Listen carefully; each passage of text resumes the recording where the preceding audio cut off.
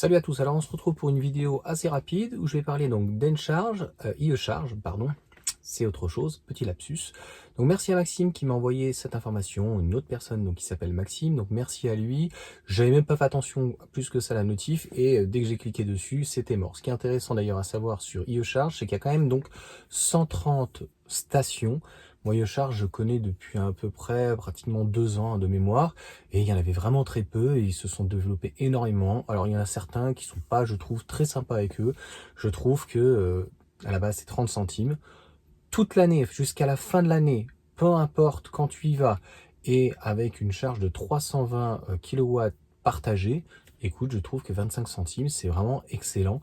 Qui fait mieux, mis à part peut-être de temps en temps Tesla, ouais, je suis désolé, mais les autres, bah, tu vas être à 40, 50, 60, et je trouve d'ailleurs que c'est extrêmement regrettable parce que, eh bien, les tarifs ne sont pas toujours clairs. Alors, pareil chez Tesla, il n'y a pas d'affichage. Franchement, quand on allait à l'essence, qu'on allait donc dans une station essence, pour notre carburant, on avait en gros une information. C'est ce que fait Lidl lorsqu'ils ont des stations des stations pour les voitures électriques, mais ça manque un petit peu de clarté, de transparence. Pareil, pas de truc de carte bleue, pas d'accès, des QR codes. Faites très attention aussi aux QR codes. Donc voilà, c'est plutôt, j'en profite pour faire des petits conseils. Et certains qui critiquent donc iEcharge, tiens juste à faire la petite remarque qu'il y a aussi des problèmes parfois chez Tesla. Donc ce que tu fais, et Olivier le fait, moi ça m'est déjà d'ailleurs arrivé, il a eu aussi un problème la dernière fois, je crois qu'on était ensemble, tu branches ta voiture et tu regardes bien que tu arrives entre guillemets bien au bon pic.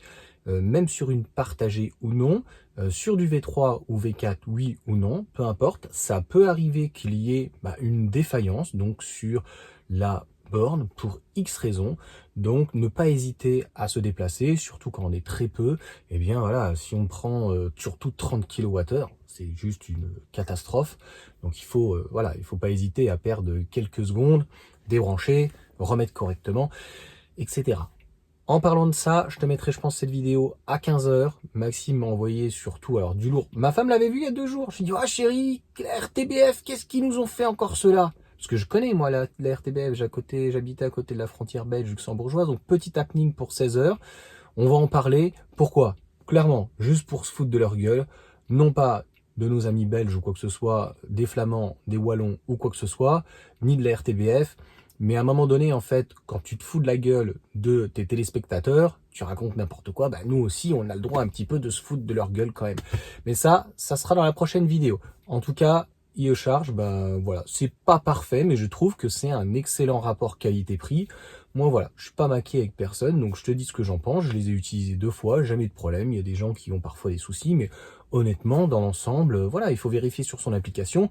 Par contre, si sur l'application c'est marqué qu'il n'y a pas de souci et que ça fonctionne pas, là oui, il faut pas hésiter à pousser une petite gueulante, tu vois, et s'appeler en disant attendez, franchement, vous pourriez quand même, enfin, vous voyez bien que c'est hors tension, quoi. Mettez à jour votre application, quoi. Allez, à tout de suite, 16 h, ça va pas piquer un hanneton tout ça.